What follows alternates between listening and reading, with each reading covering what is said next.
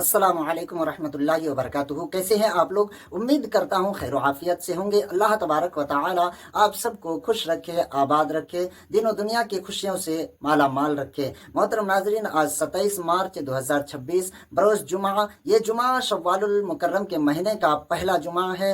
और आज इस्लामी तारीख क्या है, आज चांद को निकले हुए कितने दिन हुए हैं, और ईद उल फित्र यानी कि शव्वाल के महीने में कितने रोज़े रखे जाते हैं, आखिर में आपको ये भी बताएंगे कि जो 6 रोज़े रखे जाते हैं इसकी फजीलत क्या है और इसकी नियत कैसे करनी है, इसका वक्त कब शुरू होता है, यानी कि शव्वाल के महीने की कौन सी तारीख में ये रोज़े रखे जाते हैं। तो इसी वीडियो में जानेंगे, तो वीडियो को आप आखिर तक ज़रूर देखें।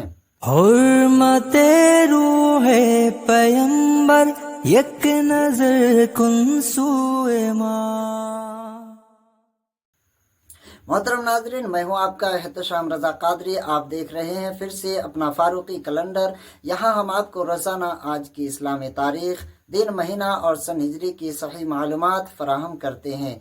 चाहे रमज़ान का चांद हो या ईद का दिन, रबीउल अव्वल का महीना हो या 11वें शरीफ का शब बारात हो या शब कदर या शब मेराज, हर मौके पर सबसे पहले फारूकी कैलेंडर पर अपडेट कर दी जाती है।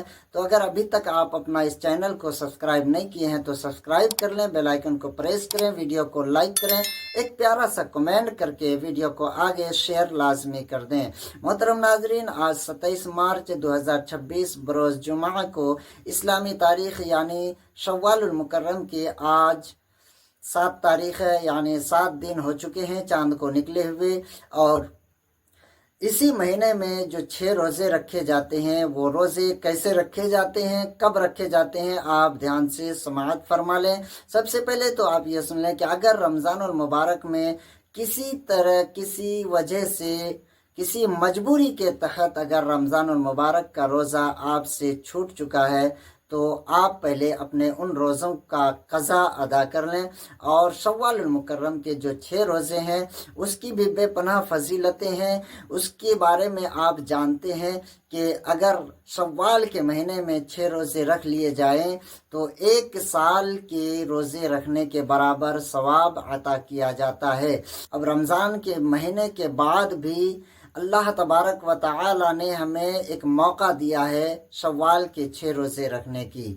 हदीस पाक में आता है कि रमज़ान के रोज़े रखने के बाद फिर उसके बाद अगर कोई शव्वाल के 6 रोज़े रखता है तो अल्लाह तबारक व तआला उसको पूरे 1 साल के रोज़े रखने के बराबर सवाब अता फरमाता है।